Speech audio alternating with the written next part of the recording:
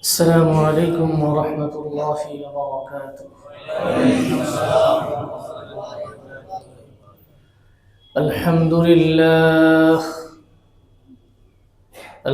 لله نحمده ونستعينه ونستغفره ونؤمن به ونتوكل عليه ونعوذ بالله من شرور أنفسنا ومن سيئات أعمالنا. من يهدي الله فلا مضل له ومن يضلله فلا هادي له. ونشهد أن لا إله إلا الله وحده لا شريك له، لا ضد له ولا ند له ولا وزير له ولا معين له ولا مشير له ولا مثل له ولا مثيل له. ونشهد أن سيدنا وسندنا وحبيبنا وحبيب ربنا ومحبوبنا وطبيبنا وطبيب أرواحنا محمدا عبد الله ورسوله الذي أرسله الله تعالى بالحق إلى الخلق بشيرا ونذيرا وداعيا إلى الله بإذنه وسراجا وقمرا منيرا. أما بعد فقد قال الله تبارك وتعالى في كلامه المجيد وفرقانه الحميد: أعوذ بالله من الشيطان الرجيم. بسم الله الرحمن الرحيم. يا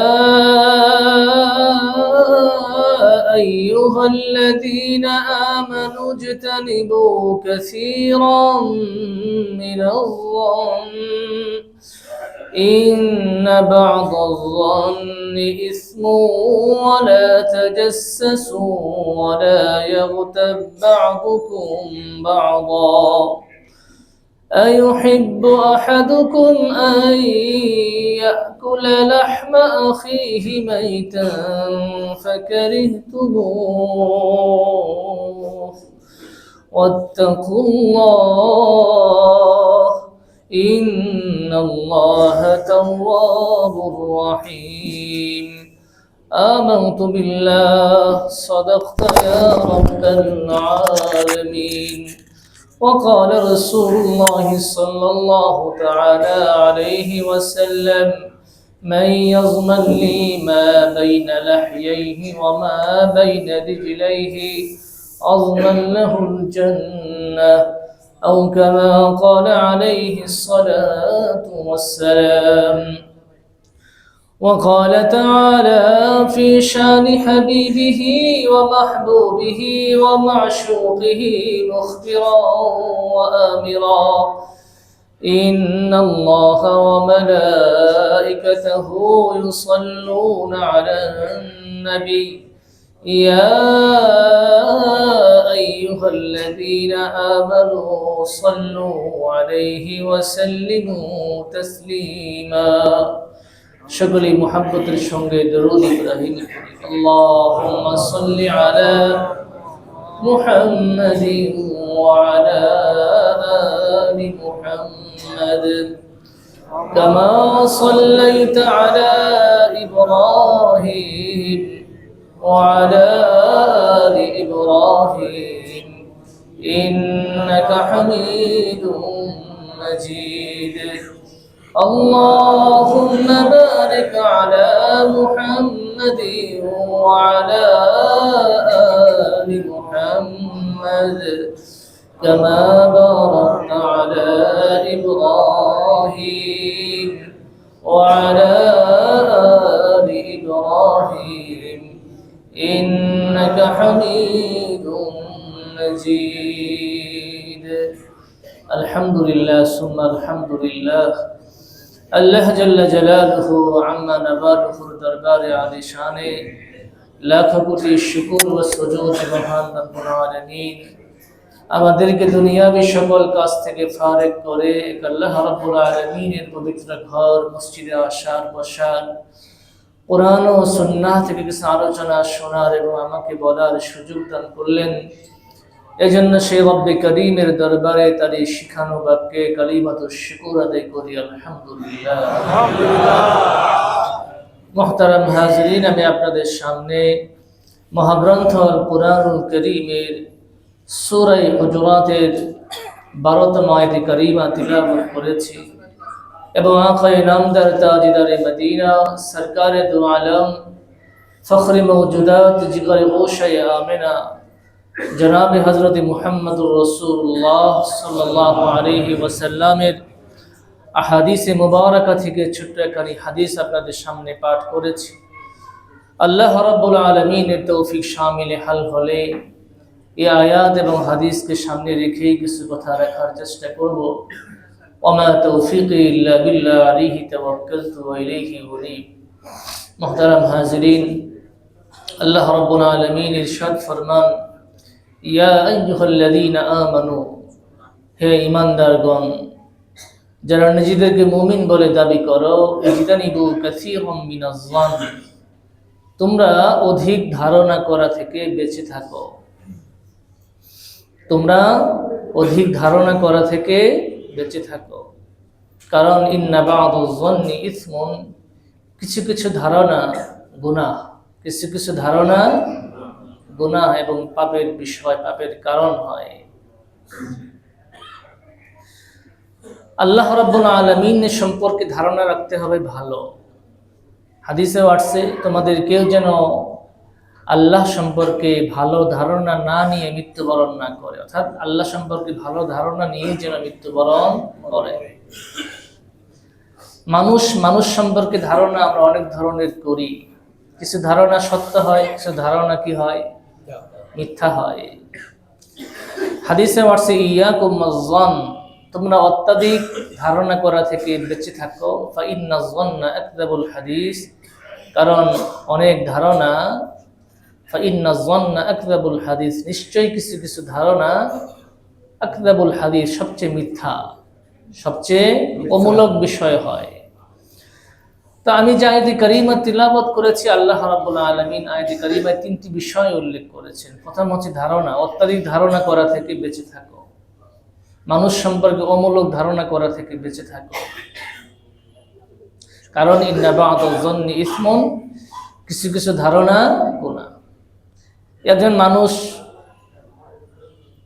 রিকশায় করে বা হেঁটে যাচ্ছে, সাথে তার স্ত্রী এবং তার পাশে তার মেয়ে, দুইজনেই বোরকা পরা। আপনি মনে মনে ভাবলেন অন্য কিছু, অথচ যে যাচ্ছে তার স্ত্রী বা তার মা, তার ছোট মেয়ে বা তার বোনকে নিয়ে যাচ্ছে, আপনি মনে করতেছেন অন্যটা। মানুষ করে এগুলো। এই যে ধারণা করে আপনি ওই লোক সম্পর্কে একটা মিথ্যা বা একটা খারাপ ধারণা নিজের ভিতরে তৈরি করলেন, এটা গুনাহ। এটা কি ভাই? কোনো জিনিস নিশ্চিত না হয়ে, 100% নিশ্চিত না হয়ে কোনো বিষয় বলা বা লেখা বা ধারণা করা, সেটা শরীয়তে নিষেধ। এই জন্য আল্লাহ তাআলা বলতেছেন, ইন্না বা'দাজ-যন্নি ইসমুন, কিছু কিছু ধারণা গুনাহ। 2 নম্বর আল্লাহ তাআলা নিষেধ করতেছেন, ওয়ালা তাজাসসু, তোমরা মানুষের পশ্চাতে গোয়েন্দাগিরি করো না। তাফসীরের কিতাবে আসছে, মুফাসসিরিনে কিরাম বলে, কেউ যদি শুয়ে শুয়ে, মূলত লোকটা জেগে আছে কিন্তু ভান ধরছে সে ঘুমায় গেছে, সে ঘুমের ভান ধরে যদি কারো কথা গোপনে শোনার চেষ্টা করে, এটাও গুনাহ। এটাও কি ভাই গুনাহ। এজন্য ওয়ালা তাজাসসু, কারো পশ্চাতে কারো আড়ালে গোয়েন্দাগিরি করা যাবে না। হ্যাঁ, রাষ্ট্রের পক্ষ থেকে যারা গোয়েন্দার দায়িত্বে তারা তো বাস মুসলমানদের বা জনগণের কল্যাণ সাধনের জন্য করে, সেটা ভিন্ন বিষয়, সেটা অবশ্যই জায়েজ। কিন্তু আপনি আরেকজনের ক্ষতি করার উদ্দেশ্যে তার পিছনে লেগে থাকা, গোয়েন্দাগিরি করা, এটা শরীয়তে নিষিদ্ধ, শরীয়তে নিষিদ্ধ। রাসূল করিম সাল্লাল্লাহু আলাইহি ওয়াসাল্লাম এক হাদিসে বলেন, ইয়া মাশারাল মুসলিমিন, হে মুসলমানদের সম্প্রদায়, মান আমানা বিলিসানিহি, যারা জবান দিয়ে ঈমান এনেছ কিন্তু এখনো ঈমান তাদের অন্তরে কি হয়নি, ওয়ালাম ইয়াদখুলিল ঈমানু ফি কলবিহি, অন্তরে ঈমান প্রবিষ্ট করেনি। রাসূল কাদেরকে বলতেছেন? হে মুসলিম সম্প্রদায়, যারা মান আমানা বিলিসানি, জবান দিয়ে ঈমান এনেছ কিন্তু ওয়ালাম ইয়াদখুলিল ঈমানু ফি কলবিহি, অন্তরে ঈমান এখনো প্রবিষ্ট হয়নি, তাদেরকে লক্ষ্য করে আল্লাহর হাবিব সাল্লাল্লাহু আলাইহি ওয়াসাল্লাম বলেন, লা তাগতাবুল মুসলিমিন, তোমরা মুসলমানদের গীবত করো না, ওয়ালা তাত্তাবিউ আওরাতাহুম, এবং তাদের দোষ খোঁজার পিছনে তালাশ করার জন্য সময় ব্যয় করো না, ওয়ালা তাত্তাবিউ আওরাতাহুম, তাদের গোপন দোষ তালাশ করার জন্য পিছনে পড়ো না। কারণ ফাইন্নাহু মান ইত্তাবা আওরাতাহুম, যে ব্যক্তি মুসলমানদের দোষ তালাশ করার জন্য পিছনে লেগে থাকে, ইত্তাবিইল্লাহু আওরাতাহুম, স্বয়ং আল্লাহ রাব্বুল আলামিন তাদের দোষ তালাশ করার জন্য পিছনে লেগে যান। আর আল্লাহ রাব্বুল আলামিন যার দোষ তালাশ করতে থাকেন, আল্লাহ রাব্বুল আলামিন তাকে ওয়াফদাহু, তাকে লাঞ্ছিত করেই ছাড়বেন, যদিও সে তার ঘরেই থাকুক না কেন। এজন্য কারো দোষ তালাশ করা, কারো পশ্চাতে, কারো আড়ালে গোয়েন্দাগিরি করা, এটা শরীয়তে নিষিদ্ধ। আমাদের মাশাআল্লাহ নামাজ কালাম পড়ে, ভালো কাজ করে, সবই ভালো, কিন্তু আরেকজনের পিছনে লেগে থাকে, আছেন এরকম? এটা মুসলিমের চরিত্র না, এটা মুসলিমের বৈশিষ্ট্য হতে পারে না, এটা শরীয়তে নিষেধ, কবিরা গুনাহ। আল্লাহ তাআলা সেটাই বলতেছেন, ওয়ালা তাজাসসু, গোয়েন্দাগিরি করো না কারো আড়ালে, কারো পিছনে তার দোষ, তার খারাপ জিনিসগুলো হ্যাঁ থাকতে পারে। তুমি যদি কল্যাণকামী হও, তাহলে কোনো ভাইয়ের ভিতরে কোনো দোষ, কোনো সমস্যা থাকলে তাকে ইনফিরাদিভাবে, এককভাবে ডেকে নিয়ে সুন্দরভাবে আপনি কল্যাণকামীদের সাথে দরদ দিয়ে তাকে বুঝান যে ভাই তোমার এই কাজগুলো ঠিক না। সেও বুঝবে সে আমার ভালো চায়, কিন্তু মানুষের সামনে, সকলের সামনে তাকে লজ্জিত করা, অপমানিত করা, তাকে হেয় করা, তুচ্ছ করা, এটা শরীয়তে নিষিদ্ধ এবং অপছন্দনীয় কাজ। আল্লাহ তাআলা মুমিনদেরকে লক্ষ্য করে যে তিনটি নিষেধ করেছেন আয়াতে কারিমায়, সূরা হুজুরাতের 12তম আয়াতে কারিমায়। তো প্রথমটি হচ্ছে বত্তারি ধারণা করা থেকে বেঁচে থাকো। 2 নাম্বার কি করো না, ওয়ালা তাজাসসু, কারো পিছনে গোয়েন্দাগিরি করো না, কারো দোষ তালাশ করতে লেগে যেও না। অপরের দোষ তালাশ করা খুব সহজ কাজ, পরের ভুল দ্বারা খুব সহজ কাজ, কিন্তু নিজের ভুল নিজের ধরতে পারা এটা অত্যন্ত কঠিন কাজ। আছে কিছু মানুষ সই চিনেন, সই চালনি চিনেন? শহরের মানুষ চালনি চিনবেন কিনা? মুড়ি তার ভাজেন না আপনারা? চালনি চিনেন? সুইয়ের কয়টি ছিদ্র থাকে আর চালনির কয়টা থাকে? শব্দ কেউ গুনে দেখছে? তো সুই যদি চালনি যদি সুইকে বলে যে তোমার পিছনে ছিদ্রি কেন, তো সেই বেচারা কি জবাব দিবে? যে আমার তো একটা, কয়টা? তোমার কয়টা? হাজার হাজার ছিদ্র। তো মানুষকে দেখিয়ে বলি ওই লোকটা খুব খারাপ, একদম শাহাদাত আঙ্গুলি দিয়ে বলি, ঠিক আছে না, সাক্ষী দেই লোকটি খুব খারাপ, লোকটির এই দোষ সেই দোষ, কিন্তু বাকি 3টি আঙ্গুল কোন দিকে? আপনি হাত ধরেন, বাকি 3টি আঙ্গুল কোন দিকে? তা হাত বোঝাচ্ছে যে তুমি একজন লোককে খারাপ বলতেছো, তুমি তার চেয়ে 3 গুণ খারাপ। এটা হাসানোর জন্য বলতেছি না, বাস্তবে অপরের দোষ ধরতে কোনো যোগ্যতা লাগে না, পরের সমালোচনা করতে কোনো যোগ্যতা লাগে না, সকলেই করতে পারে, কিন্তু নিজের দোষ ধরতে পারা, নিজের আত্মসমালোচনা করতে পারা, এটার জন্য কি লাগে ভাই? আর সমালোচনা তারই হয় যার সমালোচিত হওয়ার কি থাকে? যোগ্যতা থাকে। সবার সমালোচনা হয় না, সমালোচিত হওয়ার জন্য কিছু কি লাগে ভাই? যোগ্যতা লাগে। সমালোচনা করতে কোনো যোগ্যতা লাগে না। আল্লাহ রাব্বুল আলামিন এরপরে বলতেছেন ওয়ালা ইয়াগতাব বা'দুকুম বা'দা, তোমাদের কেউ যেন কারো গীবত না করে, কারো নিন্দা না করে। এবার আল্লাহ তাআলা বলেন আইয়ুহিব্বু আহাদুকুম, তোমাদের কেউ কি ভালোবাসে আইয়াকুল লাহমা আখিহি মাইতান, তার মৃত ভাইয়ের গোশত ভক্ষণ করতে? কেউ ভালোবাসে? কেউ ভালোবাসে না। ফাকারিহতুমু, অবশ্যই তোমরা এটা অপছন্দ করো। কাজেই ওয়াত্তাকুল্লাহ, আল্লাহকে ভয় করো।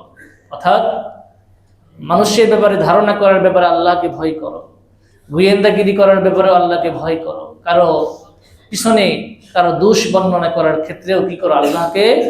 যদি সত্যিকার অর্থে তুমি মুমিন হও, তোমার ভিতরে আল্লাহর ভয় থাকে, তুমি অবশ্যই মানুষ সম্পর্কে অমূলক ধারণা, মানুষের পিছনে দোষ তালাশ করে বেড়ানো এবং কারো আড়ালে তার গীবত করা থেকে অবশ্যই বেঁচে থাকতে পারবে, যদি আল্লাহর ভয় থাকে। এরপরও যদি কখনো হয়ে যায় ইন্নাল্লাহা তাওয়াবুর রহিম, নিশ্চয়ই আল্লাহ তাআলা তওবা কবুলকারী, রহিম, তিনি অতি দয়ালু। তওবা করলে খাঁটি দিলে আল্লাহ তাআলা মাফ করে দিবেন, আল্লাহ তাআলা মাফ করবেন, কি যেতে আল্লাহ তাআলা দয়ালু। এটা আলোচনার তরজমা। এক সাহাবী রাসূল করিম সাল্লাল্লাহু আলাইহি ওয়াসাল্লামের কাছে এসে বললেন দুল্লানি আলা আমালিন আদখালতুহুল জান্নাহ, আমাকে এমন একটি আমলের কথা বলে দিন যে আমলটি করলে আমি সোজা জান্নাতে চলে যাব আর জাহান্নাম থেকে আমি বেঁচে থাকতে পারবো। এই প্রশ্নটা সুন্দর না? সাহাবী প্রশ্ন করেছেন আমাকে এমন একটি আমলের কথা বলুন যে আমলটি করলে আমি কোথায় যাব? জান্নাতে যেতে পারবো এবং জাহান্নাম থেকে আমি মুক্তি পেতে পারবো। রাসূল করিম সাল্লাল্লাহু আলাইহি ওয়াসাল্লাম জবাব দিলেন, সাহাবী ইন্নাকা সাআলতানি আন আযীম, তুমি আমাকে এক বিশাল, এক বড় বিষয় সম্পর্কে আমাকে সওয়াল করেছো, প্রশ্ন করেছো, জিজ্ঞেস করেছো। ইন্নাকা সাআলতানি আন আযীম, বাকি ওয়া ইন্নাহু লা ইয়াসিরুন, কিন্তু এই বিষয়টা সহজ। আলা মান ইয়াসসারাহুল্লাহ, আল্লাহ রাব্বুল আলামিন যার জন্য এটা সহজ করে দেন। তুমি যে প্রশ্নটা করেছো অত্যন্ত গুরুত্বপূর্ণ এবং মহান একটি বিষয় সম্পর্কে প্রশ্ন করেছো, এটা অত্যন্ত কঠিন বিষয়, বাকি এটা সহজ তার জন্য যার জন্য আল্লাহ রাব্বুল আলামিন কি করে দেন? সহজ করে দেন। জান্নাতে যেতে চাও তাও এই আমলগুলো করো। এক নাম্বার তা'বুদুল্লাহ, এক আল্লাহর ইবাদত করো, ওয়ালা তুশরিকু বিহি শাইআন, তার সাথে কাউকে শরীক করো না। এক নাম্বার কি করতে হবে? ইবাদত একমাত্র কার হবে? দুনিয়ার কারো জন্য ইবাদত হবে না। ইবাদত কাকে বলে বলতে পারেন? নামাজ পড়া ইবাদত, হ্যাঁ, রোজা রাখা ইবাদত, হজ করা ইবাদত? কেউ কিছু বলে না, মানে আবার বললে সমস্যায় পড়বে কিনা। নামাজের নাম ইবাদত না, আল্লাহর হুকুম মানার নাম ইবাদত। কার হুকুম মানা? যেমন এখন নামাজ পড়তে আসছি, জুমার নামাজ, আবার আসরের পর থেকে নিয়ে মাগরিব পর্যন্ত নফল নামাজ পড়া কি মাকরুহ। তখন যদি নামাজ পড়েন সব হবে না গুনাহ হবে? কেন? কাজ তো ভালো করছেন, কিন্তু আল্লাহর হুকুম নাই এই সময়। কথা বুঝতেছেন ভাই? বাথরুমে বসে বসে যদি আপনি তেলাওয়াত করতে থাকেন, কোরআনে হাকিমের তেলাওয়াত করতে থাকেন, সব পাবেন না গুনাহ হবে? কেন? কাজ তো ভালো, কিন্তু পদ্ধতিটা কি না? ভালো না। বাথরুম তেলাওয়াতের জায়গা না, ওয়াশরুম কিসের জায়গা না? তেলাওয়াতের জায়গা না। তো আল্লাহর হুকুম মানা, যে আল্লাহ তাআলা আমাকে রমজান মাসে রোজা রাখতে বলেছেন, সে আল্লাহ রাব্বুল আলামিন আবার মহিলাদের জন্য মিন্স হলে রমজান মাসে রোজা রাখতে নিষেধ করেছেন। কথা বলে না? কাজে রোজাটা ইবাদত না, নামাজটা ইবাদত না। হ্যাঁ, এটা ইবাদতের কাঠামো, বাকি মূল বিষয় হচ্ছে আল্লাহর হুকুম মানা। আল্লাহ হুকুম করেছেন তো নামাজ পড়ব। কথা বুঝতেছেন? আর তরিকাটা হবে রাসূলের। আমি মন মতো নামাজ পড়লে হবে না, আমি মন মতো ইবাদত করলে হবে না। আল্লাহর হুকুম মানা এবং তরিকাটা হবে কার? রাসূলের। এই দুইয়ের সমন্বয় কি হবে ভাই? ইবাদত। তো সাহাবীকে আল্লাহ তাআলা রাসূল বলতেছেন তা'বুদুল্লাহ, তুমি আল্লাহর ইবাদত করবে, আর ওয়ালা তুশরিকু বিহি শাইআন, আল্লাহর সাথে কাউকে শরীক করবে না। আমাদের সমাজে এক শ্রেণীর মুসলমান আছে যারা নামাজ কালাম পড়ে, রমজান মাসে রোজা রাখে, দান সদকা করে, অনেক ভালো কাজ করে, কিন্তু আবার মাজারেও যায়। কথা বলে, শাহজালালের মাজারে যায়, নির্বাচনের আগে যায়, যে কোনো বিপদ আপদ থেকে মুক্তির জন্য যায়, সন্তান হওয়ার আগে যায়, সন্তান হয় না তাও যায়। ওখানে গিয়ে মাজারওয়ালার কাছে কি চায়? সন্তান চায়, ভালো মন্দ, তার ব্যবসা বাণিজ্যের কি চায়? উন্নতি চায়। এই যে আপনি গেলেন, মাজারে গেলেন, শাহজালাল মুজাররদি ইয়ামানি রহমতুল্লাহ আলাইহি বাংলাদেশে সুদূর ইয়ামান থেকে আসছিলেন এই কাজ করার জন্য। যিনি মরে গেলে তার কবরে পাশে গিয়ে মানুষ সন্তান চাবে, এই জন্য আসছিলেন? হ্যাঁ, সবাই খালি সেই কিচ্ছাটা বলে যে শাহজালাল রহমতুল্লাহ আলাইহি তিনি সুরমা নদী জায়নামাজ বিছায় পাড়ি দিচ্ছেন, এই কিচ্ছা সবাই বলে, কিন্তু আসলে তিনি আসছিলেন রাজা গৌর গোবিন্দের বিরুদ্ধে জিহাদ করার জন্য। কিসের জন্য? আসার পথে মাঝখানে নদী পড়ছে, নদী পাড়ি দিবেন কিভাবে? জায়নামাজ ছিল, নৌকা ছিল না, নৌকা সব নিয়ে চলে গেছেন ওই ঘাটে। নৌকা নাই যেহেতু, বাস আল্লাহর উপর ভরসা করে তিনি জায়নামাজ বিছাই দিয়েছেন, বিসমিল্লাহ বলে উঠছেন, জায়নামাজ তাকে নিয়ে চলে গেছে। এই কিচ্ছা খুব রসি রসি আমরা বলি, এটা তো মাঝখানের একটা বিষয়, কিন্তু যে উদ্দেশ্যে আসছিলেন তিনি, রাজা গৌর গোবিন্দ কি ছিল? জালেম ছিল, সে মানুষের উপর জুলুম করত। মুসলমান ছিল একজন, যিনি কুরবানির দিন কুরবানি করার কারণে তাকে কি করা হয়েছিল, ঘটনা জানেন তো। ওই জিনিসটার জন্য তিনি আসছিলেন মূলত। রাজা গৌর গোবিন্দ খবর পেয়ে চলে আসছিলেন, পলায়ে চলে গেছেন। রাজা গৌর গোবিন্দ সিলেট থেকে চলে এসে, ইতিহাসে যেটা পাওয়া যায়, আল্লাহ তাআলা ভালো জানেন, যেটা ইতিহাসে পাওয়া যায়, আমাদের টাঙ্গাইলের এখন ঘাটাইল থানা বলে, সেটা শহরে গোবিন্দ জায়গার নাম, পুরাতন, এখন নাম হচ্ছে শহর গোবিন্দপুর। কি নাম? এখানে এসে শহরে গোবিন্দের শহর, পুরাতন, অনেক আগের, 700-800 বছর আগের ঘটনা। তে আমাদের এই ময়মনসিংহের ভাওয়াল এলাকা, টাঙ্গাইলের এই মধুপুরের গড়, এগুলো বিশাল একটা গড় ছিল। ফকির বিদ্রোহ হয়েছে, ফরাইজা আন্দোলন, হাজী শরীফতুল্লাহ তিতুমির আন্দোলন, তারা একসময় ইংরেজদের বিরুদ্ধে যুদ্ধ করে তারা এখানে কি করেছে, আশ্রয় নিয়েছে। লম্বা ইতিহাস, আজ থেকে 700-800 বছর আগের হিস্ট্রি আছে। তো ওখানে আসছিলেন, পরবর্তী নাম শহর গোবিন্দপুর। যাই হোক, তো শাহজালাল রহমতুল্লাহ আলাইহি তো জায়নামাজ বিছায় পাড়ি দিয়েছেন, আপনি দেন না। কারণ আপনার আকীদা হচ্ছে আমি জায়নামাজ দেই আর যাই দিয়ে আমি বিসমিল্লাহ বললেও কি হবে, আমি ডুববো, এটা আপনার আকীদা। এই জন্য আল্লাহ তাআলা আপনার সাথে ওই মুআমালাই করেন। কথা বলেন, হাদিসে আসছে, হাদিসে কুদসি, যে আনা ইনদা যন্নি আবদি বি, বান্দা আমাকে নিয়ে যেরূপ ধারণা করে আমি তার সাথে সেইরূপ মুআমালা করি। তো শাহজালাল মুজাররদি ইয়ামানি রহমতুল্লাহ আলাইহির জবান আর আমার আপনার জবান এক না? অনেক পার্থক্য। শাহজালাল মুজাররদি ইয়ামানি রহমতুল্লাহ আলাইহির আমল আর আমার আপনার আমল এক, অনেক পার্থক্য। এজন্য তার তাওয়াক্কুল যেমন আল্লাহর প্রতি ছিল, আল্লাহ রাব্বুল আলামিন তার এই মাকবুল এবং প্রিয় বান্দার প্রতি সেই ধরনের কি করেছেন, আচরণ করেছেন। তো ওখানে গিয়ে মাজারে যে সন্তান চাওয়া যাবে না। সন্তান কে দিবে ভাই? আল্লাহ। ব্যবসায় উন্নতি কে দিবে? আল্লাহ। আপনি ক্যান্সার আক্রান্ত হয়েছেন, ভালো করবে কে? আল্লাহ। কোনো ডাক্তার, কোনো কবিরাজ, কেউই না। ডাক্তারের ক্ষমতা নাই, কোনো কবিরাজের ক্ষমতা নাই, কোনো ঔষধের ক্ষমতা নাই। বাকি হ্যাঁ, এটা বুঝেন না, ডাক্তারি দেখানো অবশ্যই দেখাবে, এটাও সুন্নত। ঔষধ খাওয়া, রোগাক্রান্ত হলে ঔষধ সেবন করে, এটাও কি ভাই? সুন্নত। রাসূল নিজেও অসুস্থ হয়েছেন, অসুস্থ হয়েছেন না? হয়েছে। রাসূলকেও জাদুগ্রস্ত করা হয়েছে ইহুদিদের পক্ষ থেকে, রাসূল নিজে জাদুগ্রস্ত হয়েছেন। পরে আবার সূরা ফালাক নাস আয়াতের মাধ্যমে বাস তার মেসমেরিজমের যে ক্রিয়া, জাদুর ক্রিয়া, সেটা নস্যাৎ করে দেওয়া হয়েছে। তো আল্লাহর জন্য ইবাদত করতে হবে, ওয়ালা তুশরিকু বিহি শাইআ, আল্লাহর সাথে কাউকে শরীক করা যাবে না। সন্তান দেওয়ার মালিক কে? আল্লাহ। ছেলে দেওয়ার মালিক কে? আল্লাহ।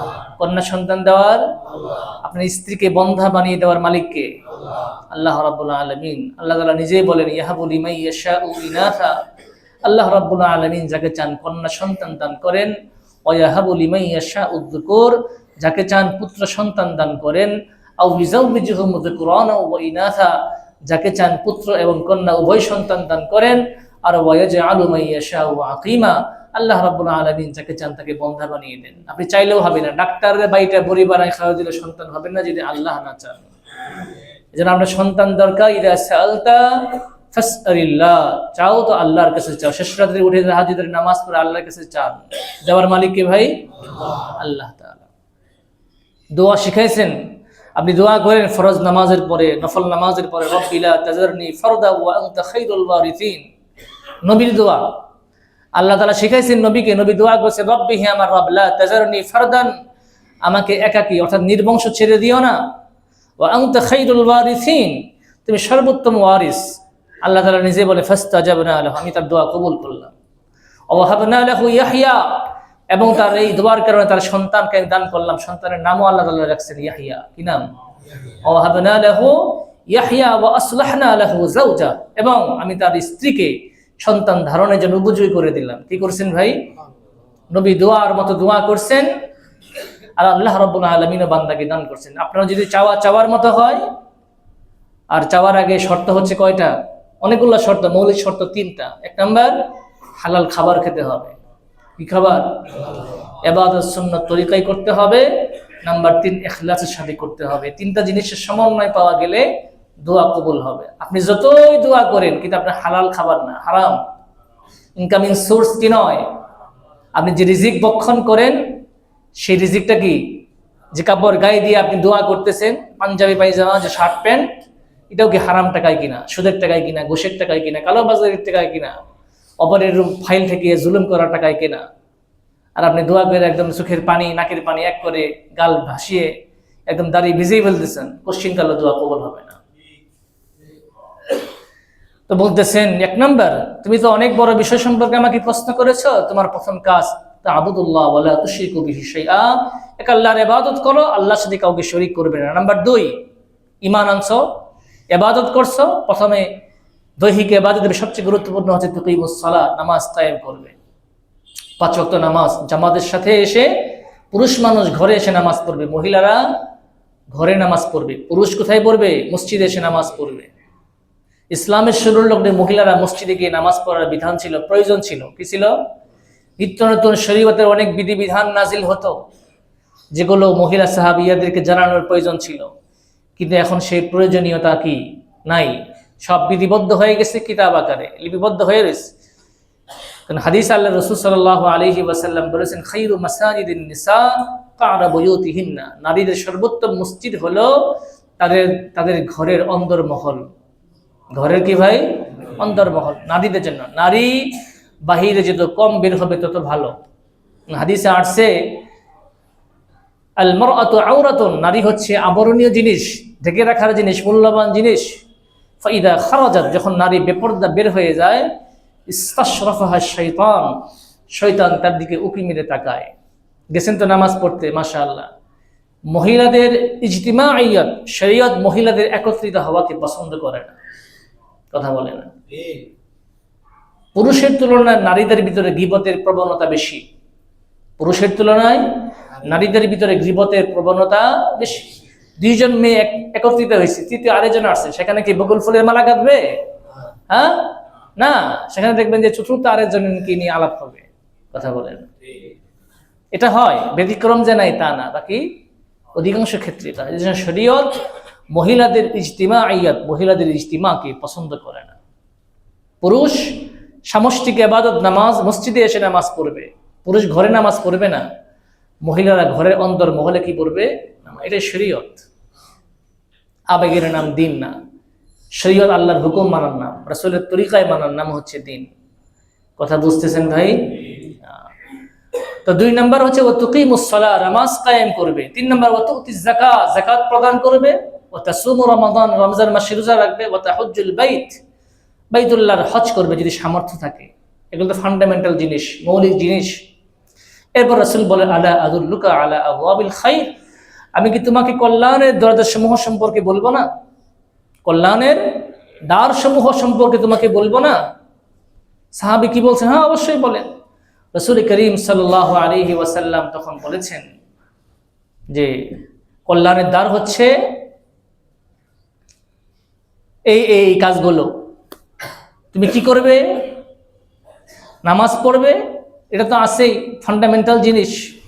আর কল্যাণের দ্বার হচ্ছে সাওমু জান্নাতুন, রোজা হচ্ছে ঢাল স্বরূপ। কি স্বরূপ? রোজা। একটা রমজান মাসের রোজা, সেটা তো ফরজ। এরপরে মাঝে মাঝে রোজা আল্লাহ তাআলা দিচ্ছেন, আশুরার রোজা দিচ্ছেন না, আইয়ামে বীজের রোজা। রাসূল নিজে সোমবার, বৃহস্পতিবার রোজা রেখেছেন। রাসূলকে জিজ্ঞেস করেছে, আপনি কেন রোজা রাখেন? রাসূল জবাব দিয়েছেন, সোমবারে আমি জন্মগ্রহণ করেছি, সোমবারে আমি হিজরত করেছি। কথা বুঝতেছেন? এই কারণে শুকরিয়া আদায় করার জন্য আমি কি করি? রোজা রাখি। আর বৃহস্পতিবারে বান্দার নেক আমল আল্লাহর দরবারে কি করা হয়? উঠানো হয়। কাজে আমি চাই আমার নেক আমলটা আল্লাহর দরবারে এমন অবস্থায় পৌঁছুক যেন আমি রোজাদার। এজন্য আপনি প্রত্যেক সপ্তাহে রাখেন সোমবার, বৃহস্পতিবার 2 দিন রাখেন, পারেন না মাসে অন্তত 3টি রাখেন। আইয়ামে 20, আরবি মাসে 13, 14, 15, 3 দিন রোজা রাখেন, 3 × 30, 3 দিন রোজা রেখে পুরা 1 মাসের রোজা রাখার কি পেয়ে যাবেন, সওয়াব পেয়ে যাবেন। এজন্য বলতেছেন আল্লাহ রাসূল, আস-সাওমু জুন্নাতুন, রোজা হচ্ছে মানুষের জন্য ঢাল স্বরূপ। রোজা রাখলে মানুষের প্রবৃত্তি কি হয়, দমন হয়। নাম্বার 2, আস-সাদাকা তুতফিউল নার কামা ইউতফিউল মাউ ওয়ান নারা। আস-সাদাকা তুতফিউল খাফিয়া, সাদকা করলে, আল্লাহর রাস্তায় দান করলে পাপ রাশিকে এমন ভাবে মিটিয়ে দেয়, কামা ইউতফিউল মাউ ওয়ান নারা, যেমন পানি আগুনকে নিভিয়ে দেয়। সবাই চুপ, কিছু বলেন। আরে ভাই, টাকা চাইছি নাকি আপনার কাছে? সদকা করতে বলা হয়েছে। আপনার যখন সামর্থ্য আসবে, সুযোগ হবে, দিবেন, এটা আবার চাইতে হবে আপনার কাছে। তো ওয়াসসাদকাতুন, 2 নম্বর হচ্ছে সদকা। এটা কি করে? বনি আদমের পাপ রাশিকে, গুনাহগুলোকে এমন ভাবে মিটিয়ে দেয়, কামা ইউতফিউল মাউ ওয়ান নারা, যেমন পানি আগুনের উপরে পড়লে, পানি আগুনে পড়লে কি হয়ে যায়, আগুন নিভে যায়, ঠিক অনুরূপ মানুষের পাপ রাশিকে এমন ভাবে কি দেয়, সাদকা মিটিয়ে দেয়। নাম্বার 3, ওয়াসালাতুর রাজুল ফি জাওফিল লাইল, গভীর রাত্রিবেলায় নামাজ। পৃথিবীর সকল মানুষ ঘুমে বিভোর হয়ে গেছে, শেষ রাত্রিতে উঠে রাত 2টা 3টা বাজে, 3:30 বাজে, 4টা বাজে, আপনি উঠে নফল নামাজ 4 রাকাত পড়লেন তাহাজ্জুদের নিয়তে, বাস 6 রাকাত 8 রাকাত যাই পারলেন আপনি। কোয়ালিটিটা মেন, কোয়ান্টিটি এখানে না। 200 রাকাত পড়াচ্ছে, আপনি 2 রাকাত পড়েন, 4 রাকাত পড়েন, লম্বা সময় নিয়ে কেরাত পড়েন, লম্বা সময় নিয়ে রুকু করেন, লম্বা সময় নিয়ে সিজদা করেন, লম্বা সময় নিয়ে আপনি আল্লাহর কাছে দোয়া করেন, এটা বেশি উত্তম। সালাতুর রাজুল ফি জাওফিল লাইল, এক হাদিস আল্লাহ রাসূলকে জিজ্ঞেস করা হয়েছে, রাসূল কোন নামাজটা সবচেয়ে বেশি উত্তম? রাসূল বলেছিলেন যে as-salatu fi jawfil layl, গভীর রাত্রির নামাজ। এই সময় নামাজ আল্লাহ তাআলা খুব পছন্দ করেন। কিন্তু আমাদের ঢাকা শহরের কালচার, রাগ করেন না, বাস্তবতা বলতেছি, ইয়ং জেনারেশন, জেনজি না আপনাদের ভাষায়, ইয়ং জেনারেশন দেখবেন রাত 2টা 1টা পর্যন্ত ফেসবুক, মোবাইল, ল্যাপটপ এগুলো টিপে টিপে যখন ঢুলো হয়ে যায়, ঘুমে বিভোর, যে সময় তার ঘুম থেকে ওঠার দরকার ওই সময় তার ঘুম স্টার্ট হয়। কথা বলে না, বাস্তব না বাস্তব? আপনি যে বাবা, আপনি গার্জিয়ান, অভিভাবক, আপনার দায়িত্ব আছে না? সন্তানকে আপনি রাত 10টার পরে আপনি জাগ্রত থাকতে দিবেন না। যত পড়া রাত 10টার আগে কভার করেন, শেষ রাতে ওঠার অভ্যাস করেন ছাত্র জীবন থেকেই। ছাত্র জীবন নিজেকে গড়ার সময়, কেউ যদি ছাত্র জীবনে নিজেকে না গড়ে, কর্মজীবনে গিয়ে জীবনে হবে না। লেখা রাখেন আপনি, এটা সম্ভব না। এজন্য রাত 10টার ভিতরে ঘুমাই পড়েন, পারলে আসার আগে খানা খেয়ে নেন, সবচেয়ে ভালো। এশার নামাজ পড়ে বা শুয়ে পড়েন, শেষ রাত্রে ওঠার অভ্যাস করেন। এটা শরীরের জন্য ভালো, শরীয়তের দৃষ্টিতেও পছন্দনীয়, মেডিকেল সায়েন্সেও ভালো। রাত 10টার পরে 12টা পর্যন্ত যে সময়, আর 12টার পর থেকে সময়, রাত 10টা থেকে 12টা 2 ঘন্টা, এই 1 ঘন্টা ঘুম, রাত 12টার পর 3 ঘন্টা শুনেন, 3 ঘন্টা ঘুমের সমান। যে কোনো আপনি মেডিসিন বিশেষজ্ঞ ডাক্তারকে জিজ্ঞেস করেন, তিনি কি বলে, আমার কথা তো পছন্দ হবে না। জিজ্ঞেস করেন যে রাত 12টার পরে ঘুমাইলে কি ক্ষতি হয়, রাত জাগলে কি ক্ষতি হয়, জিজ্ঞেস করেন, উনি বলবে। রাসূল সাল্লাল্লাহু আলাইহি ওয়াসাল্লাম এশার নামাজের পরে বাস ঘুমায় পড়তেন। কেন? এমনি এমনি নেন। ইসলাম সায়েন্টিফিক ধর্ম, প্রত্যেকটি সুন্নাহ বিজ্ঞানসম্মত। আপনার বুঝে আসে না সেটা ভিন্ন বিষয়। আপনি পড়েন ইসলামকে আহকাম আকল কে নজর মে, হাকিমুল উম্মত থানবী রহমাতুল্লাহি আলাইহি লিখিত কিতাব পড়েন। এখন তো অনেক বই বের হয়ে গেছে, এগুলো পড়েন আপনি জানবেন যে প্রত্যেকটা সুন্নতের ভিতরে কি কি উপকারিতা আছে। এজন্য 2 নম্বর আল্লাহ রাসূল সাল্লাল্লাহু আলাইহি ওয়াসাল্লাম বলেছেন, 3 নম্বর বলেছেন গভীর রাত্রির নামাজ। এই সময় কি করো? উঠে আল্লাহর পায়ে সিজদা দাও। এটা আল্লাহ তাআলা খুব পছন্দ করেন। এরপর রাসূল বলেন, আলা আদুল্লুকা আলা যালিকা কুল্লিহি, আমি কি তোমার এগুলোর মূল কিছু বলবো না? এগুলোর মূল কি? রাসূল করিম সাল্লাল্লাহু আলাইহি ওয়াসাল্লাম বলেছেন, রাসুল ইসলাম, রাসুল আমরি আল ইসলাম, যা কাঠামো বলা হলো, আল্লাহর ইবাদত করবে, শরীক করবে না, নামাজ পড়বে, রোজা রাখবে, যাকাত দিবে, হজ করবে। রোজা ডাল স্বরূপ, সাদকা মানুষের পাপকে মিটিয়ে দেয়, যেমন আগুনকে পানি নিভিয়ে দেয়। আর গভীর রাত্রির নামাজের সবগুলোর ভিতরে মূল হচ্ছে আল ইসলাম। মূল কি ভাই? ওয়া আমুদুহু আস-সালাহ, আর এর ভিত্তিটা হচ্ছে নামাজ। ওয়া জারবাতু সানামিহি আল জিহাদ, আর সর্বোচ্চ শিখর হচ্ছে জিহাদ। সর্বোচ্চ শিখর কি ভাই? আমরা তো জিহাদের নাম শুনলে অনেকে ভয় পেয়ে যায়। জিহাদ তো সন্ত্রাস নির্মূল করার নাম। কিসের নাম? হাদিসে আরসাল জিহাদু মাজিন, জিহাদ চলতেই থাকবে। মুজবাআসানি আল্লাহু তাআলা ইলা ইয়াউমিল কিয়ামা, আল্লাহ তাআলা যখন থেকে আমাকে পাঠিয়েছেন কিয়ামত পর্যন্ত জিহাদের হুকুম কি থাকবে? বলবৎ থাকবে। আর এক হাদিসে আছে আল জান্নাহ তাহতা জিলালিস সুয়ুফ, জান্নাত তরবারির ছায়ার নিচে। কিসের নিচে? রাসূল করিম সাল্লাল্লাহু আলাইহি ওয়াসাল্লাম বলেছেন, লাওয়াদিতু, আমার মনে চায়, নুক্তালা ফি সাবিলিল্লাহ, আমি আল্লাহর রাস্তায় কি হই? শাহাদাত বরণ করি। সুম্মা উহিয়া, এরপর আবার আমাকে জীবিত করা হোক। এরপরে আবার সুম্মা উক্তাল, সুম্মা উহিয়া, সুম্মা উক্তাল। রাসূল বলেন নাই আমি নামাজরত অবস্থায় আমি মৃত্যুবরণ করি সেজদায় গিয়ে, এই দোয়া করেন নাই। দোয়া করছেন কিসের? আমার মনে চায়, আমার না, দিলের আরজু হচ্ছে আমি যেন শত্রুর আঘাতে জিহাদের ময়দানে আমি কি হই? শহীদ হই। রাসূলের তামান্না ছিল। যারা পৃথিবীতে মুসলমানদেরকে সন্ত্রাসী বলে, অস্ত্রের ব্যবসা কারা করে? আমেরিকা, ইসরায়েল, রাশিয়া, চীন, ভারত, যারাই বর্তমান super power. America super power আছে, একসময় রাশিয়া ছিল। রাশিয়া ভেঙ্গে টুকরো টুকরো হয়ে গেছে। রাশিয়াকে ভাঙছে কারা? এই আফগানিস্তানে তালেবানদের হাতে রাশিয়ার পতন হয়, কিন্তু সহযোগিতা করছে কারা? আমেরিকা। কেন? উদ্দেশ্য ভালো ছিল? উদ্দেশ্য ছিল রাশিয়া ভেঙ্গে টুকরো টুকরো হয়ে যাওয়া, আমি কি হব? সুপার পাওয়ার হব। সে কি একই উদ্দেশ্য আমাদের বাংলাদেশকে নিয়ে স্বাধীনতা যুদ্ধে প্রতিবেশী রাষ্ট্রের ছিল? কথা বলে এটা বাজার বানানোর জন্য আর কি।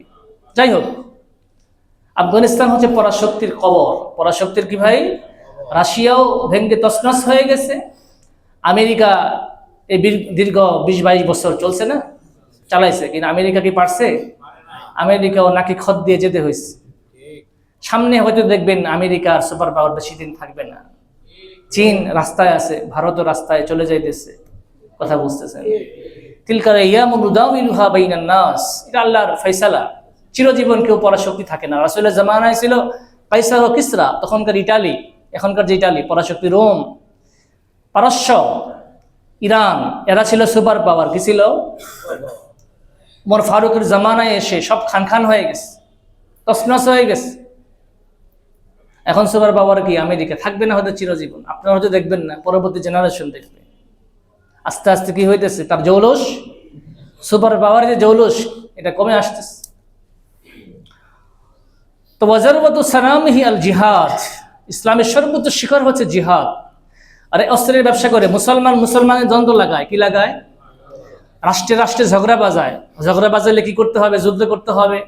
যুদ্ধ করতে অস্ত্র লাগবে, তেল লাগবে। কথা বলে না? আমেরিকা অস্ত্র বানায়, অস্ত্র বিক্রি করে। কথা বলে না? ওরাই পৃথিবীতে সবচেয়ে বড় সন্ত্রাসী। কিন্তু প্রকৃত মুসলিম যারা, তাদেরকে সন্ত্রাসী তকমা দেয় কারা?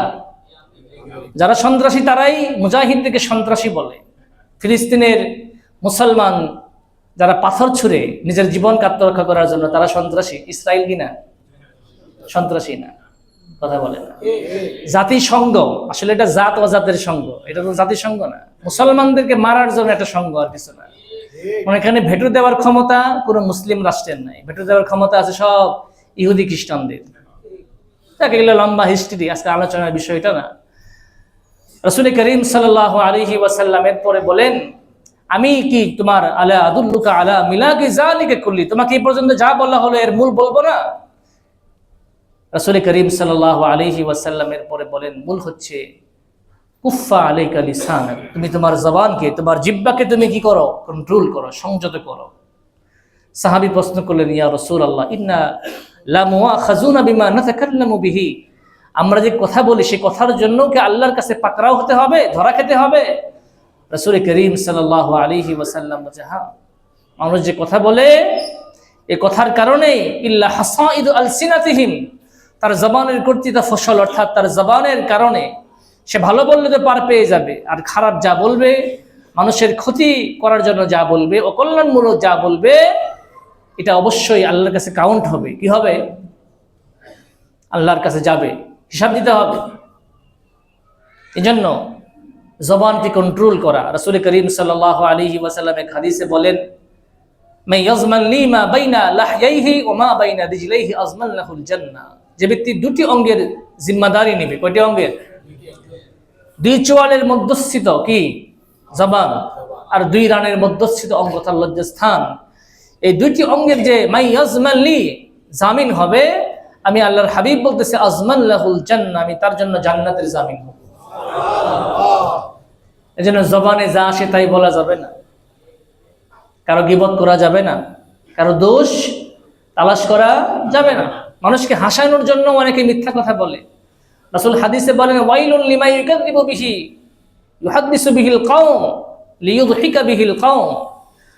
তার জন্য দুর্ভোগ, আফসোস যারা মানুষকে হাসানোর জন্য মিথ্যা কথা বলে।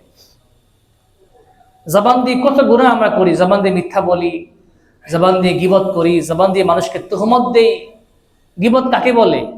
অনেক সময় বলি যে হুজুর এটা তো তার ভিতরে আছে দোষ। আরে ভাই, দোষ থাকলেই তো গীবত। দোষ থাকলে কি ভাই? আবু হুরায়রা রাদিয়াল্লাহু আনহু থেকে বর্ণিত, তিনি বলেন, আন্না রাসূলুল্লাহ সাল্লাল্লাহু আলাইহি ওয়াসাল্লাম قال আতাদরুনা মাল গীবা, তোমরা কি জানো গীবত কাকে বলে? সাহাবায়ে কিরামের অভ্যাস ছিল, তারা বললেন, ক্বালু আল্লাহু ওয়া রাসূলুহু আ'লাম, আল্লাহ আল্লাহর রাসূল ভালো জানেন। তারা না জানলে কখনোই বলতেন না আমরা জানি। আমরা তো না জানলে বানায় বলি, কথা বলে না। সাহাবায়ে কিরাম নিজেরা না পারলে বাস বলতেন আল্লাহ আল্লাহর রাসূল ভালো জানেন। রাসূল তখন বলছেন, যিকরুকা আখাকা বিমা ইয়াকরাহু, তোমার ভাইয়ের পশ্চাতে আড়ালে এমন কোন আলোচনা করা যেটা সে এখানে উপস্থিত থাকলে তার সামনে বললে সে কি করতো? অপছন্দ করত। একজন ব্যক্তি নাই, দুইজন বসে আছি, তৃতীয় আরেক ব্যক্তিকে নিয়ে আলোচনা করতেছি মসজিদে বসে। মসজিদের বাইরে গীবত আর মসজিদের ভিতরে গীবত এক, আরো জঘন্য। আরো কি ভাই? আরো জঘন্য। মসজিদের বাহিরে যে গুনাহ আর মসজিদের ভিতরে গুনাহ এক না, আরো জঘন্য। মসজিদে বসেই বাস গীবত করতেছি, অমুকের এই সমস্যা সেই সমস্যা, ঠিক আছে না? অত্যন্ত গর্হিত একটি কাজ। তো রাসূল বলেন, যিকরুকা আখাকা বিমা ইয়াকরাহু। সাহাবী বলতেছেন, রাসূল আমি যা বলতেছি এটা যদি আমার ওই ভাইয়ের ভিতরে থাকে, কি আমি যে দুষ্টার কথা বলতেছি দুষ তার ভিতরে আছে, রাসূল বললেন তাহলে তুমি ফাকাদ ইগতাবতাহু, তাহলে তো গীবত করলে। আর যদি ওই বিষয়টা না থাকে, দুষ না থাকে, তাহলে ফাকাদ বাহাত্তাহু, তুমি তাকে অপবাদ দিলে। কি দিলে? অপবাদ দিলে, যে দুষ সে করেনি, মিথ্যা একটা জিনিস তার নামে রটিয়ে দিলে। নিষেধ। রাসূল করিম সাল্লাল্লাহু আলাইহি ওয়াসাল্লাম মিরাজের রজনীতে যখন যান, রাসূল নিজে বলেন, আম্মা উরিজাবি, আমাকে যখন মিরাজে নিয়ে যাওয়া হলো, আমি কিছু মানুষের পাশ দিয়ে অতিক্রম করলাম, তাদের আজফারুহুম মিন নুহাসিন, তামার নখ। কিসের নখ? তামার নখ। ইয়াখমিশুনা আলা ওয়াজুহিহিম, তাদের চেহারায় তারা এরকম তামার নখ দিয়ে কি করতেছে?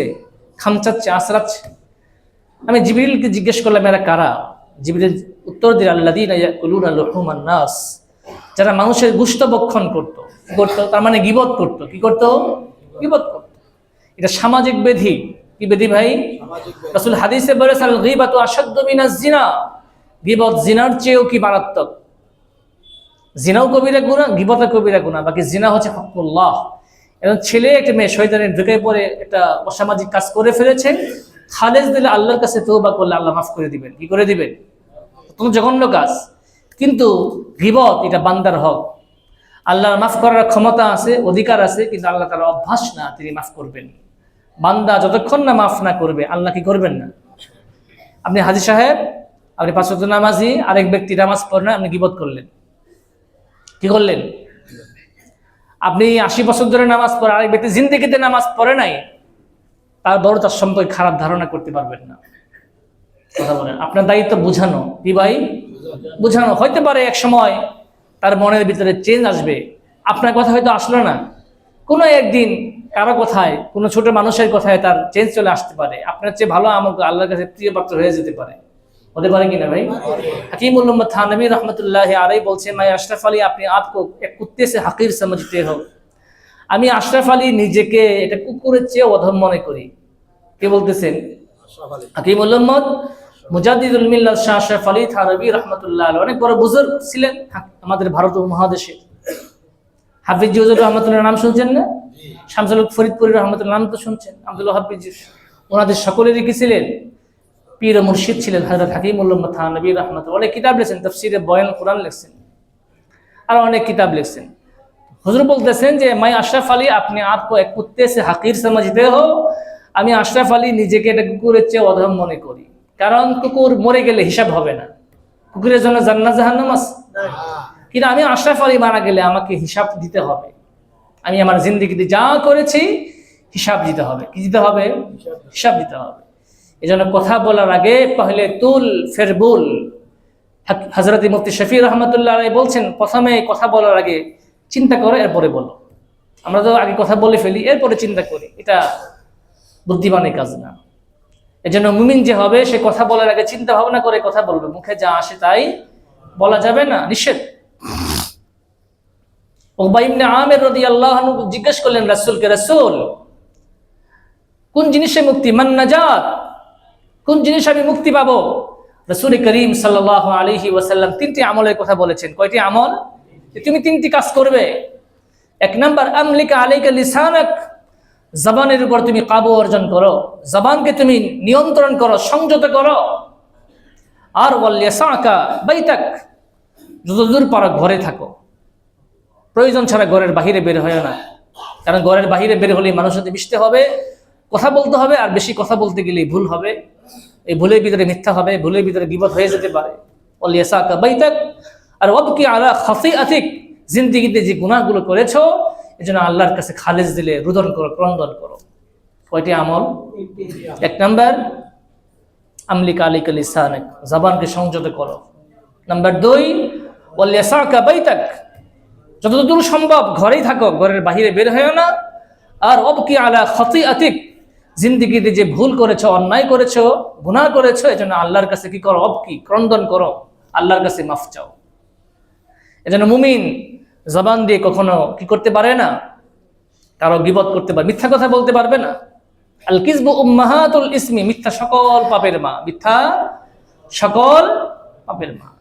মিথ্যা কথা বলা যাবে না, জবান দিয়ে গীবত করা যাবে না। হাদিস আছে, লা ইয়াদখুল জান্নাতা কাত্তাত ওয়া ফি রিওয়ায়াতিন নাম্মাম, চুগলখোর জান্নাতে প্রবেশ করবে না। লা ইয়াদখুল জান্নাতা কাত্তাতুন, চুগলখোর জান্নাতে প্রবেশ করতে পারবে না। রাসূলকে জিজ্ঞেস করা হলো যে মা আকসারু মা ইউদখিলুল জান্নাহ, কোন জিনিস মানুষকে জান্নাতে নিয়ে যাবে বেশি? রাসূল বলছে 2টা গুণ। কয়টা গুণ? কয় গুণ? 2টা গুণ মানুষকে জান্নাতে নিয়ে যাবে, আর 2টা গুণ মানুষকে জাহান্নামে নিয়ে যাবে। 2টা গুণ কি কি? সৌতু হুসনু খুলকিন, উত্তম চরিত্র। কি চরিত্র? মানুষের হুসনে আখলাক। ইসলামের 70% সৌন্দর্য হুসনে আখলাকের উপর। আমরা তো মনে করি বাস 200 রাকাত নফল নামাজ পড়লাম প্রতিদিন, অনেক বড় কাজ করলাম, কিন্তু আমার জবান ঠিক নাই। কি নাই? মানুষের সাথে খারাপ ব্যবহার করি। আমার অধীনস্থ যারা এমপ্লয়, আমি বস, আমি ডিরেক্টর, ম্যানেজার, আমি জিএম, আমি ডিএম, আমি বাসার মালিক, আমি দোকানদার, আমি বস, আমি এই সেই, আমি ইমাম, আমার অধীনস্থ যারা, আমি যাই হোক, আপনি একটা অবস্থানে আছেন, আপনার অধীনস্থ যারা সাথে খারাপ ব্যবহার করেন, করি না? আপনি বাসার মালিক, আপনি আপনার গেটের দারোয়ানকে এমন খাবার দেন যে খাবারটা আপনি খাবেন না, কথা বলেন না কেন? অথচ হাদিসে তো বলা হয়েছে আপনি যে মানের খানা খান আপনার অধীনস্থকে সেই মানের খানা খাওয়ান।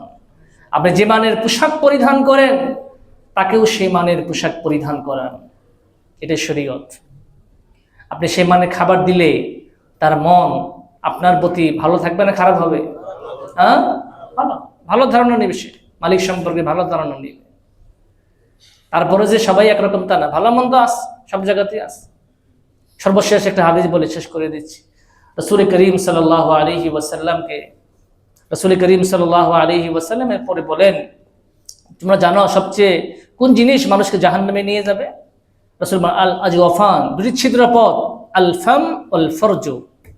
1 নাম্বার মুখ, 2 নাম্বার কি? লজ্জাস্থান।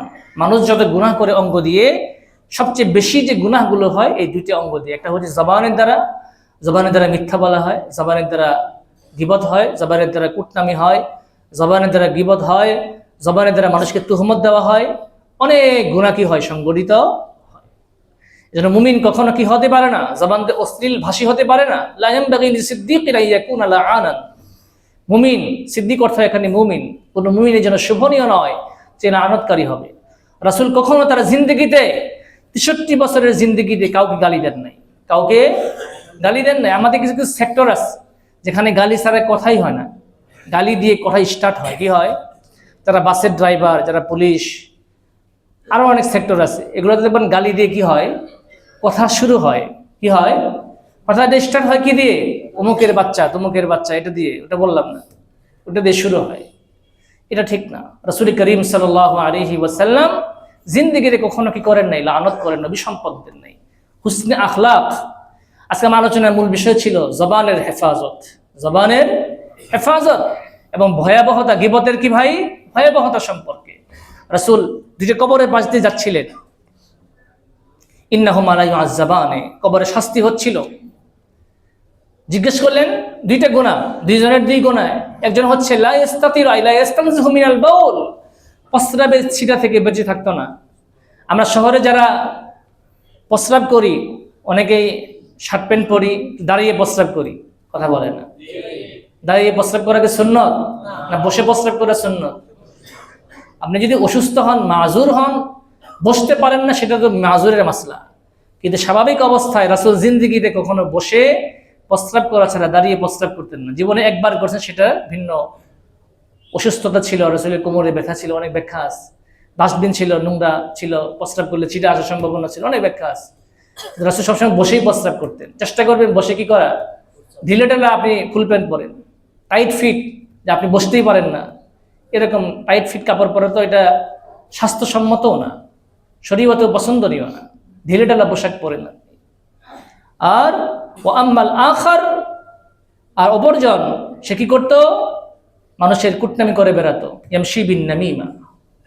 এই কুটনামি করার কারণে তাকে কবরে কি দেওয়া হচ্ছে? শাস্তি দেওয়া হচ্ছে। এজন্য আল্লাহ রাব্বুল আলামিন আমাদের সকলকে জবানকে হেফাজত করার, জবান দিয়ে যেন আমরা ভালো কথাই বলি, কখনো কারো গীবত, কারো দোষ, কারো কুটনামি আমরা না করি।